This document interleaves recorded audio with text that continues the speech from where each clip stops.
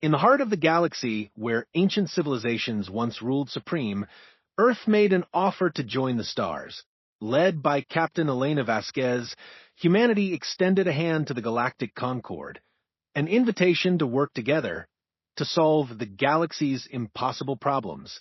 But instead of gratitude, they were met with laughter. The Zephyrians, the Karathi, and the Veiltar mocked humanity's humble plea for equality.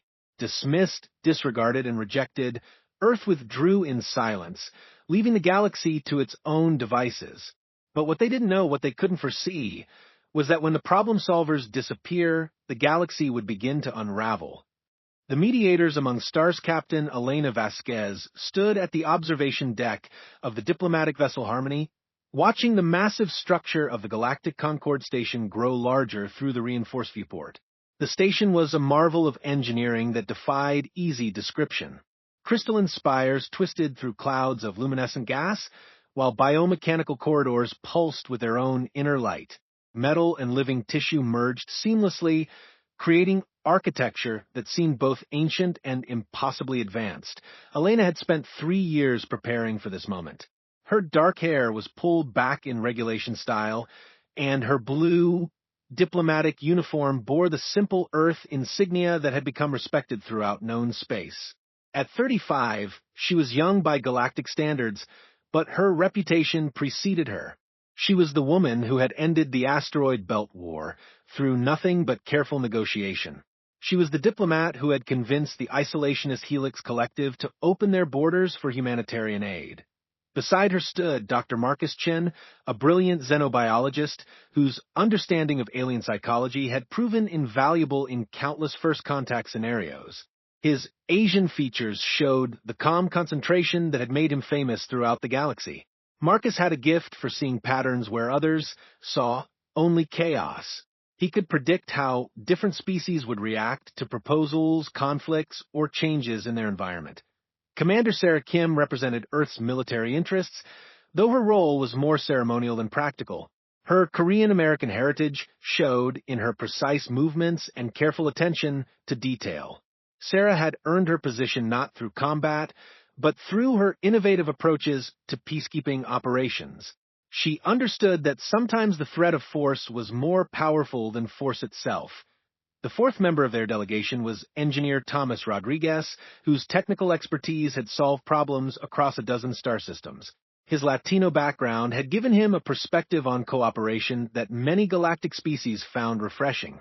Thomas had a reputation for finding simple solutions to complex problems, often using resources that others overlooked.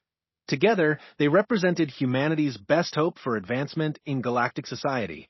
For 25 years, humans had been junior members of the Galactic Concord, a vast organization that governed trade, diplomacy, and conflict resolution across known space.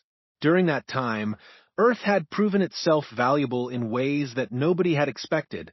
The Concord station approached their docking port with smooth precision. Elena felt her stomach tighten with nervous energy. Today, humanity would formally request membership in the Inner Sanctum, the ruling council of the Galactic Concord. Only 12 species held seats in the Inner Sanctum, and those positions had remained unchanged for over 3,000 years, the docking procedure completed with barely a tremor. Elena gathered her team and headed for the airlock. Their destination was the Chamber of Voices, where the Inner Sanctum held its most important sessions. The chamber was located at the heart of the station, accessible only through a series of security checkpoints and ceremonial corridors. As they walked through the station, Elena observed the incredible diversity of species that called the Concord home. Tall beings with too many joints moved past aquatic creatures in mobility suits filled with glowing liquid. Energy beings flickered in and out of visibility, while insectoid species communicated through complex chemical signals. But Elena noticed something else during their journey. Many of these beings stopped what they were doing to watch the human delegation pass. Some nodded respectfully. Others offered gestures that Elena recognized as signs of gratitude or friendship. The humans had made more allies than they realized during their years of service. The Chamber of Voices was even more impressive than Elena had imagined. The room was spherical with a speaking platform at the exact center. Seats for representatives were arranged in concentric circles around the platform, rising upward like an inverted amphitheater.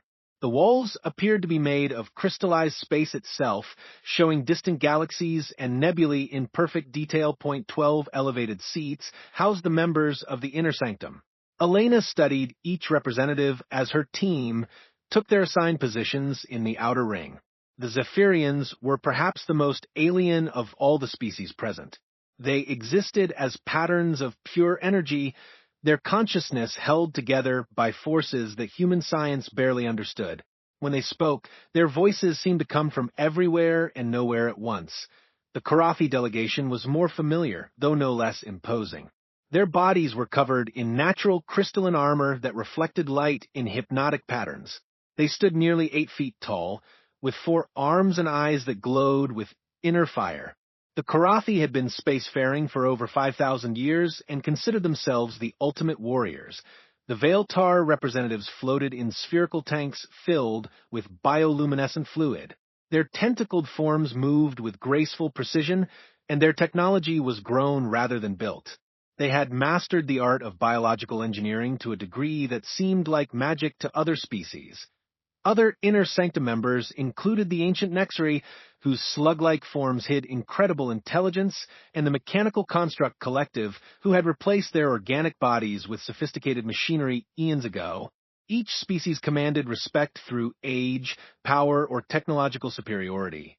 High Arbiter Zex High of the Zephyrians called the session to order. The energy being's voice resonated through the chamber without the need for translation devices. We recognize the delegation from Earth. Captain Vasquez, you may present your species petition. Elena rose and walked to the central platform. The deck beneath her feet was transparent, showing the stars rotating slowly below.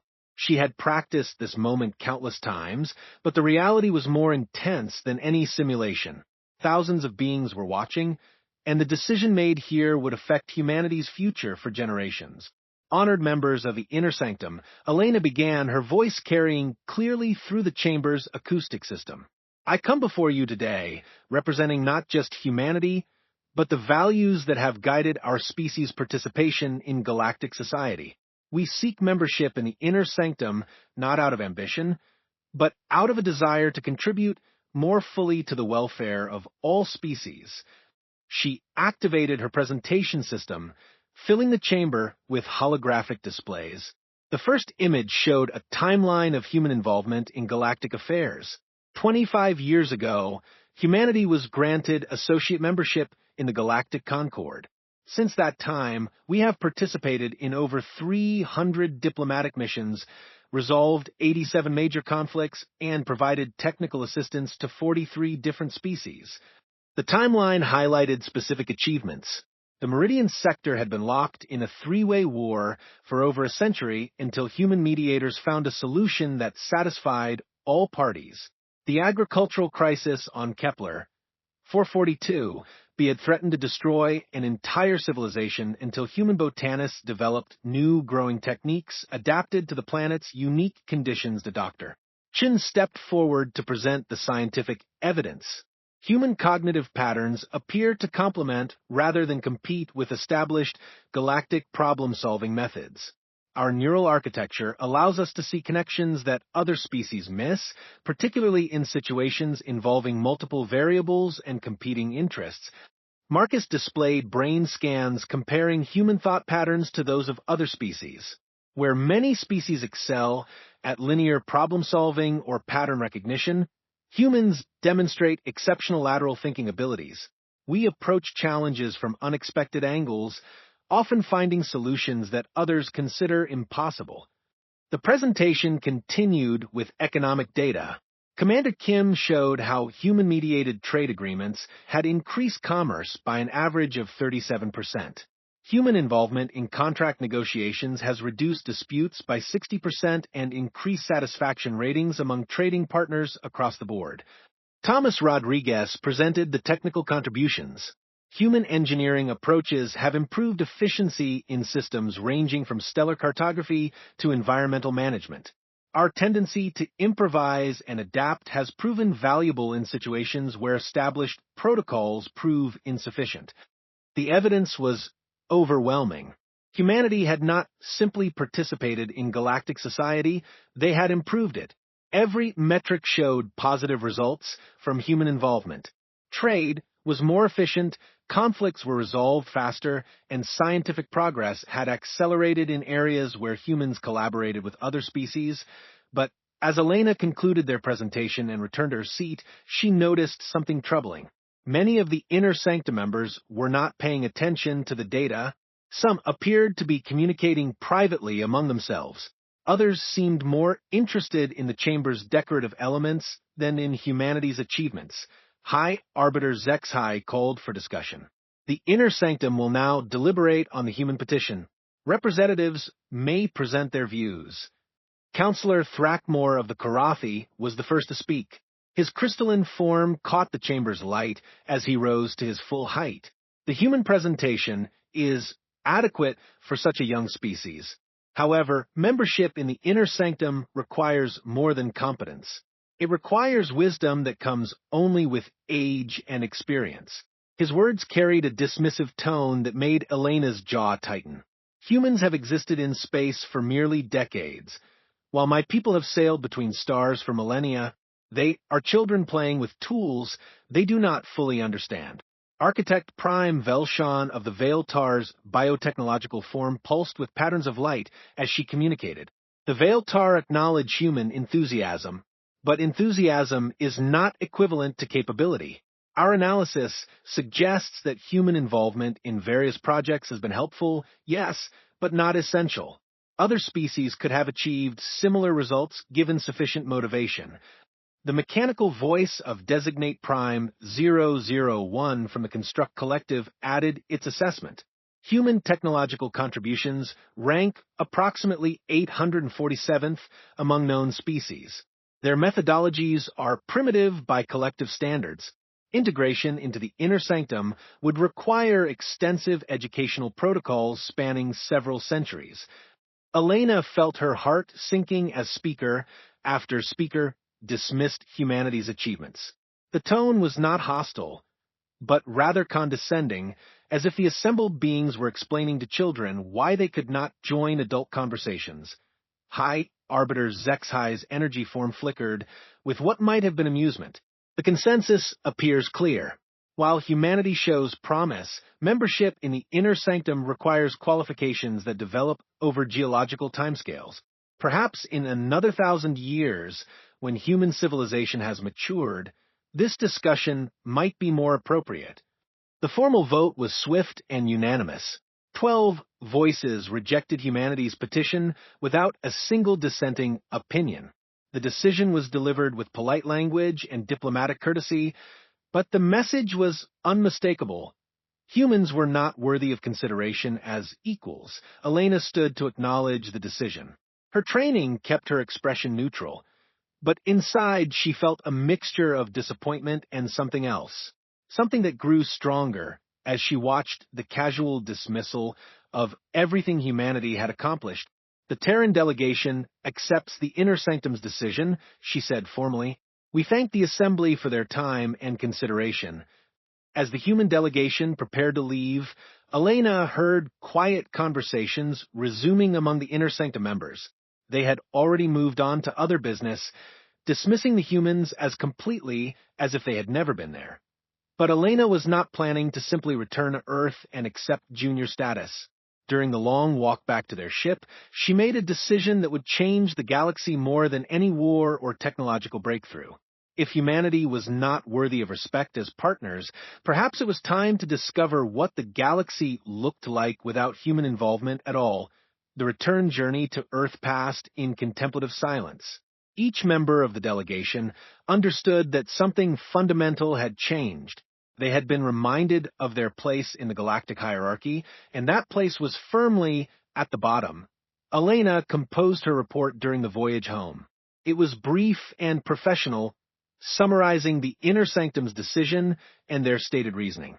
But attached to that official report was a second document, one that would be distributed quietly to every human administrator, scientist, engineer, and diplomat working in galactic service.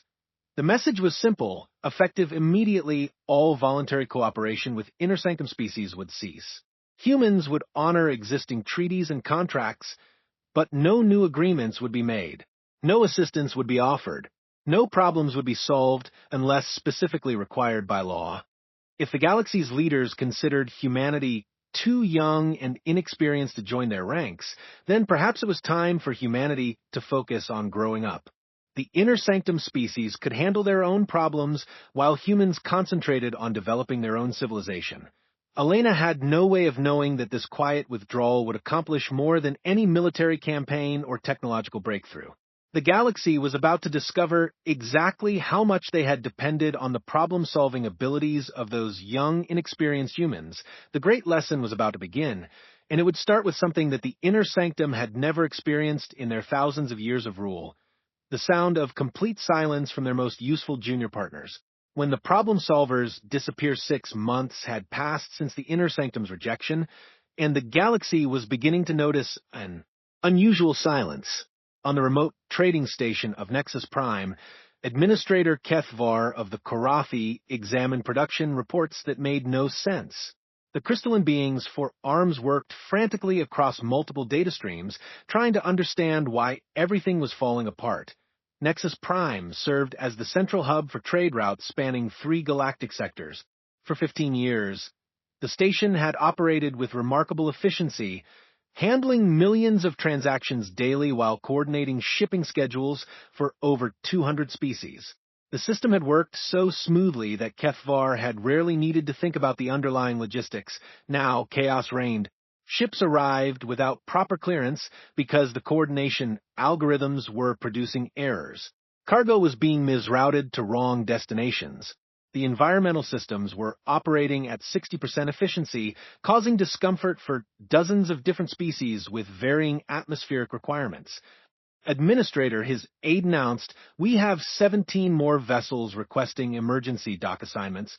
The automated system is not responding to priority overrides." Kethvar's crystalline form darkened with frustration. "Contact the human technical team. They designed most of these integration protocols." "Sir, the human team departed 4 months ago. Their contract was not renewed." "Then hire them back. Offer double their previous compensation." "We tried, sir." The Terran Federation states that all technical specialists are assigned to internal projects. None are available for external contracts. This response had become depressingly familiar across the galaxy. From mining operations in the Outer Rim to research stations orbiting ancient stars, human experts were suddenly unavailable. Their contracts were not being renewed, and new hires were impossible to arrange. On the agricultural world of Kepler 442b, the situation was becoming desperate. The planet's unique soil composition and atmospheric pressure had made farming nearly impossible until human botanists developed specialized growing techniques. For 8 years, these methods had transformed barren landscapes into productive farmland that fed billions across 3 star systems.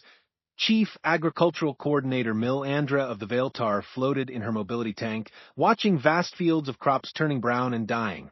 The human experts had left detailed documentation when their advisory contract expired, but the documentation assumed a level of understanding that the Veiltar simply did not possess. The techniques seemed simple enough on the surface: adjust soil pH using specific mineral combinations, regulate moisture levels according to complex environmental algorithms, coordinate planting schedules with stellar radiation cycles. But every adjustment required dozens of micro-calculations the humans performed intuitively. "The soil analysis from Sector 7 shows increasing alkalinity," reported her assistant. "Should we apply the standard buffer treatment?" Mil Andra consulted the human documentation. The answer seemed straightforward, but she had learned to be cautious. 3 previous attempts to follow human protocols had resulted in crop failures because they missed subtle indicators that humans would have noticed immediately. "Contact Dr. Rodriguez's team for guidance," she instructed. Dr. Rodriguez's office states that he is involved in Terran agricultural development projects. He recommends consulting local experts. We are the local experts, Mill Andra replied with growing frustration. That is precisely the problem. Similar scenes were playing out throughout the galaxy. The Meridian sector, once considered a model of interspecies cooperation, was sliding back into conflict. For 20 years, human mediators had maintained a delicate balance between three competing civilizations. The humans had understood instinctively how to frame negotiations so that each species felt respected while still reaching practical compromises. Without human mediation, old grievances were resurging. The Aquatic Syndicate accused the mountain clans of violating water rights agreements. The mountain clans claimed that the Sky Dancers were interfering with mining operations. The Sky Dancers insisted that both other species were encroaching on traditional flight paths. Each species had legitimate concerns, but none possessed the diplomatic skills to address all three perspectives simultaneously. Previous negotiations had succeeded because human mediators could switch between different cultural frameworks, understanding how each species processed information and made decisions. Ambassador Trixanael of the Sky Dancers had participated in those earlier negotiations. Her aerodynamic form was designed for life in high-altitude environments, and her people valued freedom of movement above all else. She understood her own species perfectly, but the thought processes of aquatic or underground dwellers remained largely mysterious. Can we not simply apply the precedents established during the previous agreements? She asked her diplomatic staff. The precedents assume ongoing human oversight, replied her chief advisor. The agreements include dozens of contingency clauses that require interpretation by neutral mediators. Without human guidance, each clause becomes a potential source of new disputes. The problem was not that other species were incompetent. The Zephyrians possessed intelligence that operated on scales humans could barely comprehend. The Korathi had mastered warfare and logistics across galactic distances.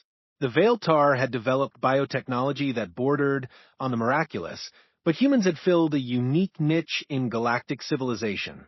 They excelled at what Dr. Chun had called cognitive bridging, the ability to understand how different minds worked and translate between different ways of thinking. Humans could take a concept that made perfect sense to one species and explain it in terms that another species would find acceptable. This talent had made humans invaluable in countless small ways that had gone largely unnoticed. They served as translators not just of language, but of entire worldviews. They found common ground between species that seemed to have nothing in common. They solved problems that arose when different ways of thinking came into conflict. That on the research station orbiting Proxima Centauri, Dr. Ythera of the Construct Collective was discovering just how much she had depended on human insight. Her mechanical form was perfectly suited for analyzing data and identifying patterns, but the current project required something more. The station was attempting to develop new medical treatments that would work across multiple species. Each race had evolved different biochemistries, immune systems, and cellular structures. Finding medications that were safe and effective for diverse alien physiologies required understanding not just biology but psychology and cultural attitudes toward medicine. Human researchers had provided crucial insights into these cross-species challenges. They understood how the Korathi's warrior culture affected their pain tolerance and treatment compliance. They recognized that the Veiltar's symbiotic biology required medications that worked with their internal ecosystem rather than against it. They knew that Zephyrian energy beings needed treatments that affected their quantum coherence patterns. Have we received responses from the human medical team regarding the modified protocols? Dr. Ythera inquired. The Terran Medical Council indicates that all xenobiological specialists are involved in internal health initiatives, her assistant reported. They suggest consulting existing literature for guidance. The existing literature was extensive but incomplete. Human researchers had published thousands of papers on interspecies medicine, but their most valuable contributions had been the informal insights shared during daily collaboration. Those insights the intuitive understanding of how different minds and bodies worked could not be replicated through documentation alone. Meanwhile, on Earth, Captain Elena Vasquez was observing these developments with careful attention. The human withdrawal from galactic affairs had not been motivated by spite or revenge. Instead, it represented a calculated decision to demonstrate humanity's actual value to galactic civilization. Elena now held the title of Director of External Relations for the newly formed Terran Alliance. This organization included not just humanity, but 17 other species that had been similarly dismissed by the Inner Sanctum as too young or inexperienced for meaningful participation in galactic governance. The Alliance members included the Helix Collective, whose crystalline networks could process information at incredible speeds. The Frontier Coalition brought expertise in asteroid mining and deep space exploration. The Oceanic Federation contributed advanced underwater technologies and sustainable resource management. Each species brought unique capabilities to the Alliance, but they shared common values that the Inner Sanctum seemed to have forgotten. They believed in cooperation based on contribution rather than age. They valued innovation over tradition. Most importantly, they treated each other as equals regardless of how long their civilizations had existed. Director Vasquez reported Alliance Intelligence Coordinator Dr. Sarah Kim, "We're receiving increased communication attempts from Inner Sanctum representatives. 17 formal requests for technical assistance in the past week."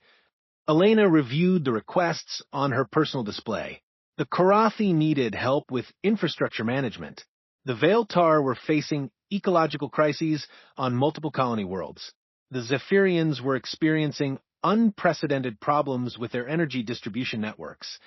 What has been our response? Elena asked, "Standard protocol. We acknowledge receipt of their messages and inform them that Terran Alliance resources are committed to internal development projects.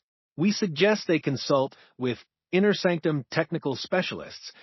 The irony was profound. The Inner Sanctum possessed technology that was centuries ahead of human capabilities in many areas. Their scientists had mastered concepts that humans were only beginning to understand. Their military forces could destroy entire star systems.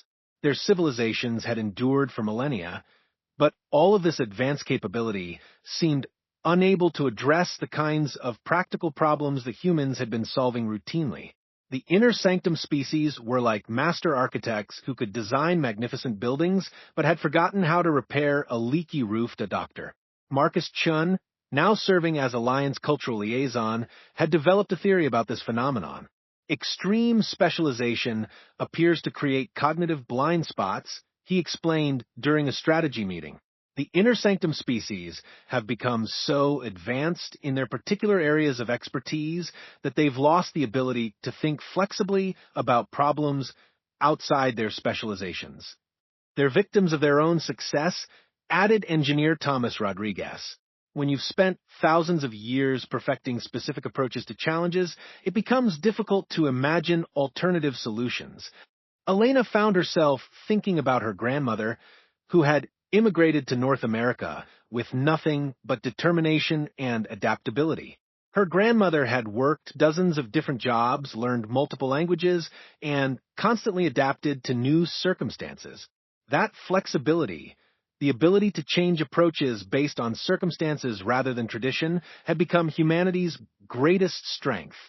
The galaxy was learning this lesson slowly and painfully. Reports filtered in daily about cascading failures across multiple sectors.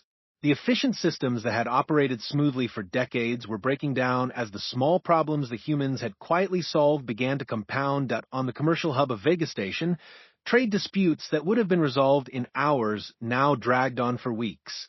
The automated conflict resolution system designed by the Inner Sanctum was sophisticated but inflexible. It could handle standard commercial disagreements using established precedents, but it could not adapt to novel situations that required creative interpretation of existing regulations.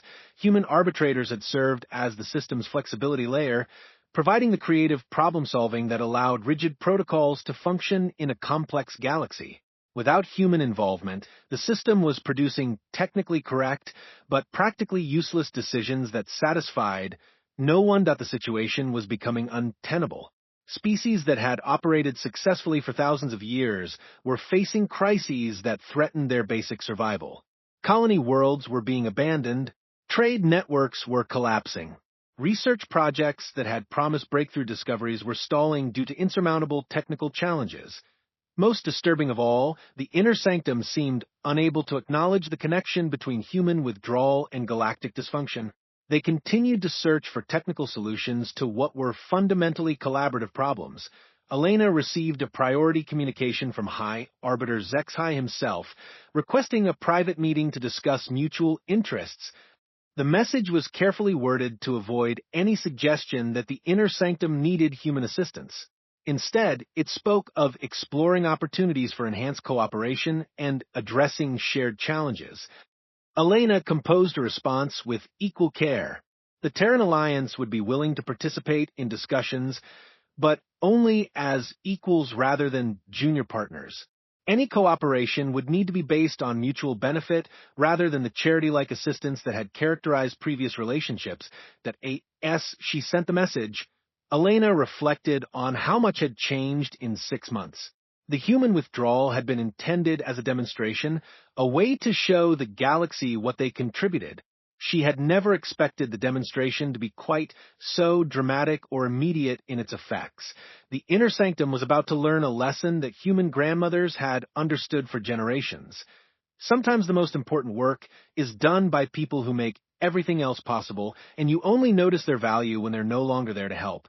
The price of arrogance 1 year had passed since humanity's quiet withdrawal, and the Chamber of Voices hosted an emergency session unlike any in the Inner Sanctum's 3,000-year history. High Arbiter Zexhai materialized at the center of the spherical chamber, his energy form flickering with patterns that indicated deep concern. Around him, the 12 seats of the Inner Sanctum held beings who had ruled the galaxy with confident authority for millennia. Today, that confidence was nowhere to be seen. Fellow arbiters, Zexhai began, his voice resonating through the chamber with uncharacteristic uncertainty. We convened this emergency session to address what our analysts term the Cascade Crisis. In the past 12 months, we have witnessed system failures across 47 sectors, economic disruption affecting 36 member species, and the collapse of infrastructure projects spanning 8 galactic regions. Counselor Thrackmore of the Karathi stood, his crystalline armor reflecting the chamber's lights in agitated patterns. High Arbiter, my people have been spacefaring for 5 millennia. We have survived galactic wars, stellar catastrophes, and the rise and fall of entire civilizations. Yet today, we cannot maintain the basic systems that keep our worlds habitable.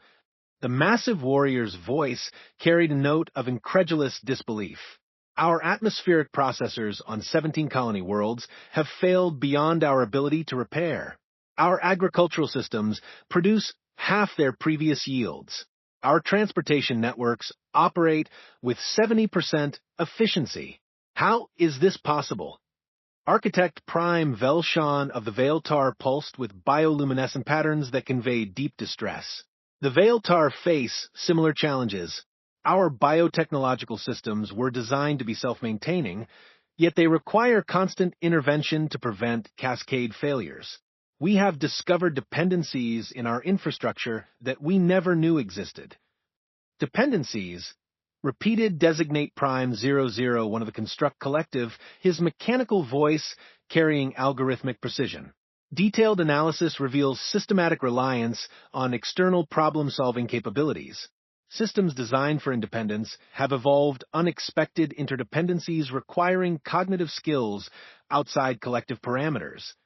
High Arbiter Zexhai felt the weight of 3,000 years of civilization pressing down on his energy matrix.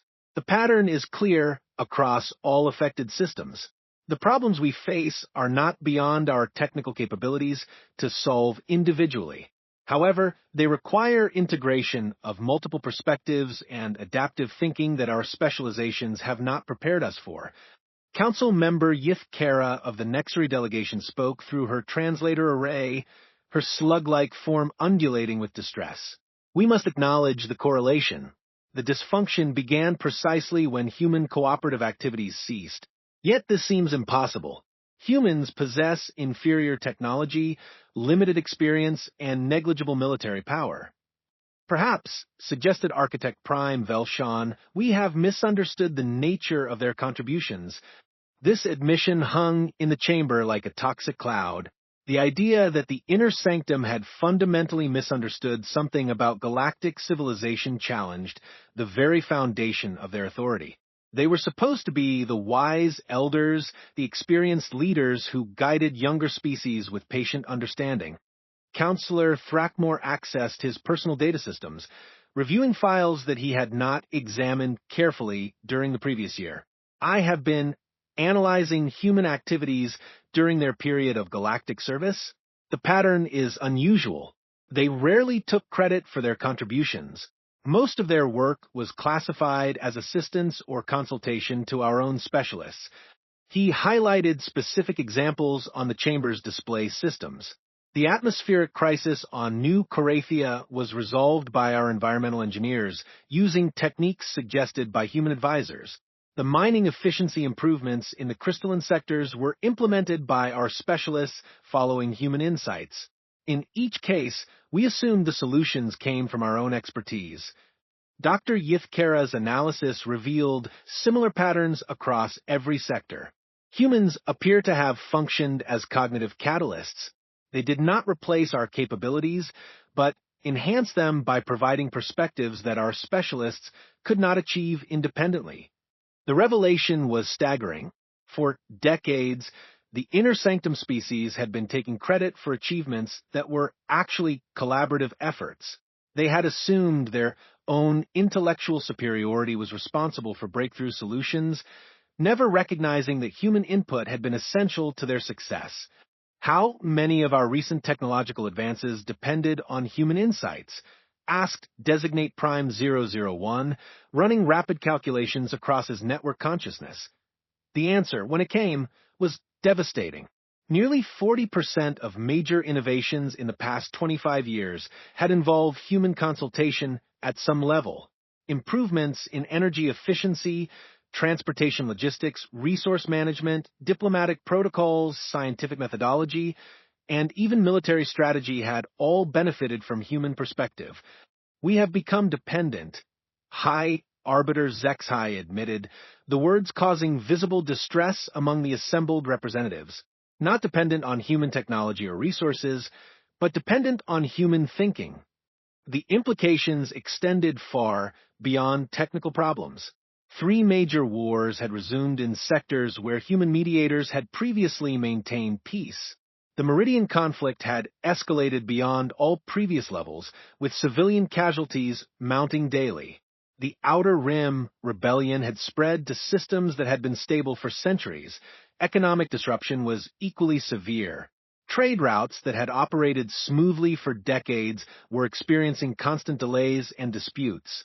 The sophisticated arbitration systems designed by the Inner Sanctum were technically perfect, but practically useless when applied to situations requiring creative interpretation. What do the humans want? Asked Counselor Thrackmore. Surely this withdrawal is a negotiating position. They must have demands. High Arbiter Zexhai had been studying that question for months. Their communications remain polite but firm. They acknowledge our messages, but state consistently that their resources are committed to internal development. They make no demands and issue no ultimatums. Perhaps, suggested Architect Prime Velshawn, that is precisely the message they intend to send. The chamber fell silent as the implications became clear. The humans were not trying to extort concessions or force renegotiation of their status. They were simply demonstrating their value by its absence. They had turned away from galactic civilization, not in anger, but with the calm dignity of beings who knew their worth. Director Vasquez of the Terran Alliance has agreed to meet with us, Zexhai announced. However, she has specified that any discussions must be conducted between equals. She will not accept junior partner status or consultative roles. The concept of treating humans as equals remained difficult for the Inner Sanctum to process. Their entire worldview was built on hierarchies based on age, technological advancement, and military power. The idea that a young species could be considered equal to civilizations that had mastered space travel when humans were still discovering fire challenged everything they believed about galactic order. But the evidence was overwhelming. The galaxy was falling apart without human involvement, and no amount of advanced technology or ancient wisdom seemed capable of stopping the decline. Elena Vasquez arrived at the Galactic Concord station aboard the diplomatic vessel New Horizons, but this time everything was different. The ship itself represented the changes that had occurred during humanity's year of independence. Instead of the modest vessel that had carried her to the previous meeting, the New Horizons was a joint construction project of the Terran Alliance, incorporating technologies from 17 different species. The ship's hull utilized helix, collective crystalline matrices for enhanced structural integrity. Its propulsion systems combined human engineering with frontier coalition deep space expertise. The environmental systems incorporated Oceanic Federation sustainability innovations. Most significantly, the vessel carried diplomatic immunity flags from all Alliance member species, marking it as the representative of a sovereign coalition rather than a single junior member. Elena walked through the station corridors with the same measured dignity she had displayed a year earlier, but now she was accompanied by a full Alliance delegation. Dr. Marcus Chun had been joined by xenopsychologists from 3 other species. Commander Sarah Kim walked alongside military advisors from the Frontier Coalition and the Helix Collective. Engineer Thomas Rodriguez led a technical team that included specialists from 6 different Alliance worlds. The corridor crowds that had nodded respectfully to the humans previously now watched with something approaching awe. Word had spread throughout the station about the Alliance's achievements during their period of independence. They had established 17 new colonies, developed breakthrough technologies through collaborative research, and created the most stable multi-species government in known galactic history. More importantly, the Alliance had succeeded where the Inner Sanctum was failing. Their member species were thriving while ancient civilizations struggled with basic system maintenance. Their economies were growing while traditional trade networks collapsed.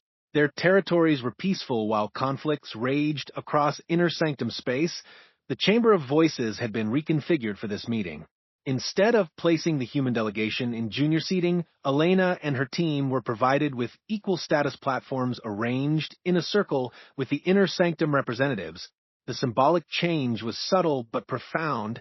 This would be a negotiation between equals rather than a petition from supplicants. High Arbiter Zexhai materialized at the center of the arrangement, his energy patterns more subdued than Elena remembered. Director Vasquez, the Inner Sanctum expresses gratitude for your willingness to engage in these discussions. Elena nodded politely. The Terran Alliance values opportunities for constructive dialogue with all galactic civilizations.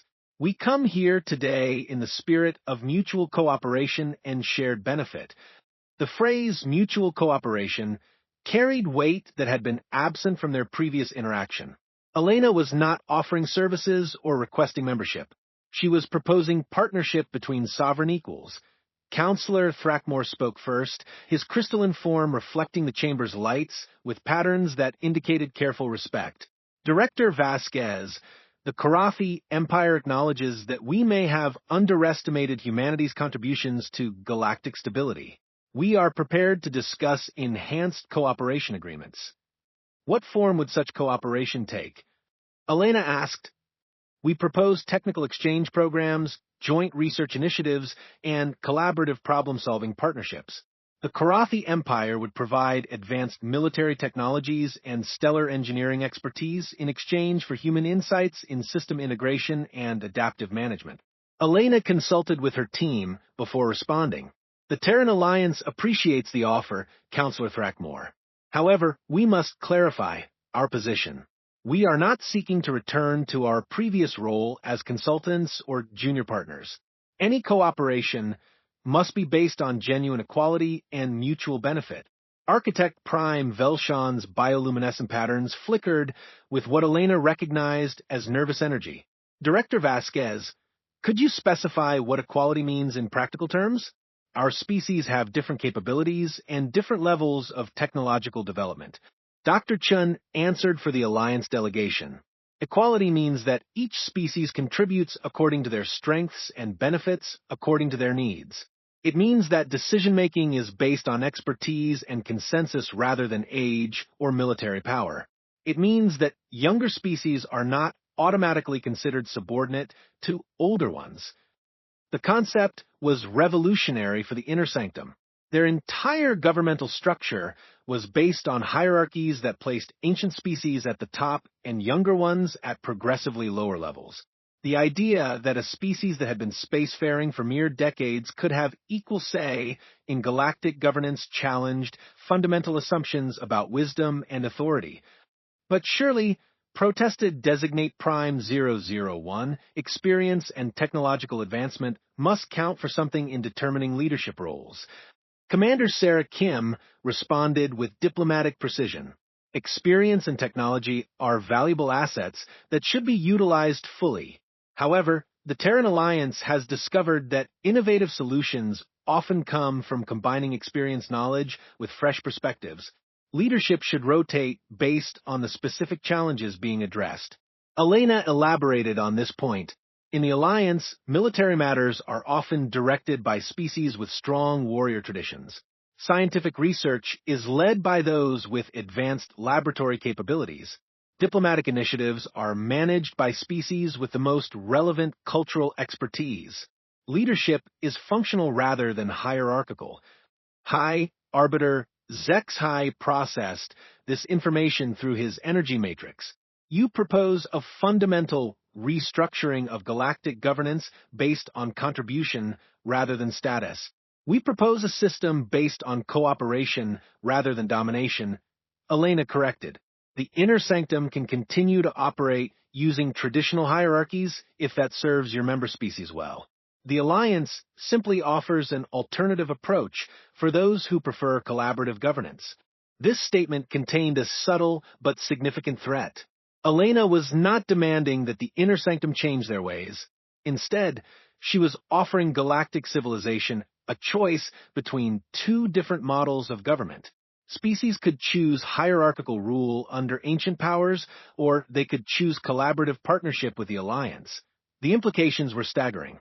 If the Alliance continued to grow and prosper while Inner Sanctum territories suffered ongoing crises, more species would inevitably seek Alliance membership. The Inner Sanctum could find themselves ruling an increasingly empty domain while younger species built a more successful civilization elsewhere. What would be required for renewed cooperation between our organizations? Asked Counselor Thrackmore. Elena had prepared for this question during the journey to the station. The Alliance would be willing to provide assistance with the current crisis on several conditions.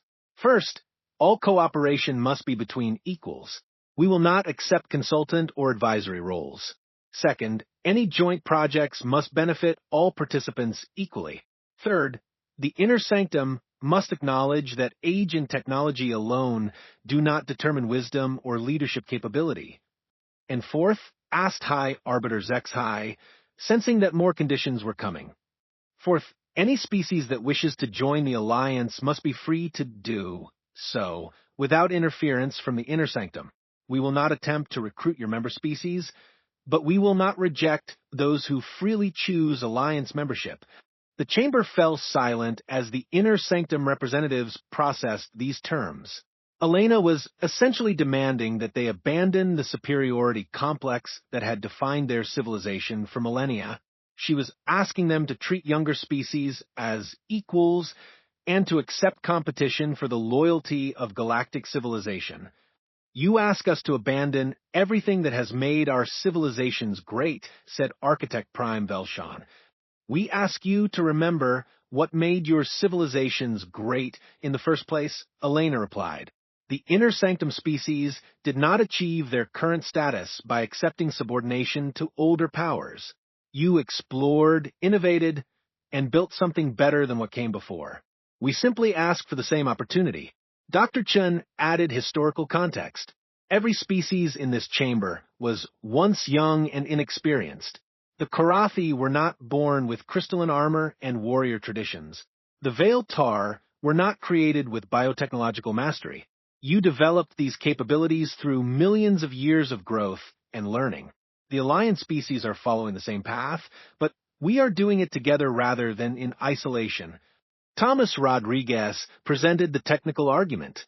Our collaborative research has already produced innovations that benefit all Alliance members. The quantum resonance crystals, developed by combining human engineering with Helix Collective Materials science, exceed the performance of any single species technology. The bioadaptive environmental systems created through Oceanic Federation and Terran cooperation are more efficient than anything the Inner Sanctum has achieved. The evidence was undeniable. In 1 year of independence, the Alliance had demonstrated that cooperation between equals could produce results that surpassed anything achieved through hierarchical governance. They had not merely survived without Inner Sanctum guidance, they had thrived. High Arbiter Zex High felt the weight of decision pressing against his consciousness. The Inner Sanctum could reject Elena's terms and continue struggling with cascading system failures. They could attempt to force cooperation through economic or military pressure, risking a conflict that might tear the galaxy apart. Or they could accept the fundamental change that Elena was proposing and learn to function as equals rather than superiors. The Inner Sanctum requires time to deliberate on your proposals, Zexhai announced. We will reconvene in 48 hours with our decision. Elena stood and gathered her delegation. The Alliance understands the magnitude of the decision you face. We will await your response. As the Alliance delegation left the chamber, Elena felt a mixture of satisfaction and uncertainty. They had presented their case as clearly as possible, demonstrating both their value and their independence. Now, the choice belonged to the ancient powers of the galaxy. The next 48 hours would determine whether galactic civilization would evolve toward genuine cooperation or fragment into competing blocks. Elena had given the Inner Sanctum an opportunity to join the future rather than clinging to the past. Whether they possessed the wisdom to take that opportunity remained to be seen, but regardless of their decision, the galaxy had already changed. The age of unquestioned hierarchy was ending, replaced by an era where cooperation and contribution mattered more than age and tradition. Humanity had taught the galaxy a lesson that would reshape civilization for generations to come. Sometimes the most powerful thing you can do is walk away, and sometimes the greatest strength lies in building something better rather than demanding recognition from those who refuse to see your worth. The galaxy would never be the same.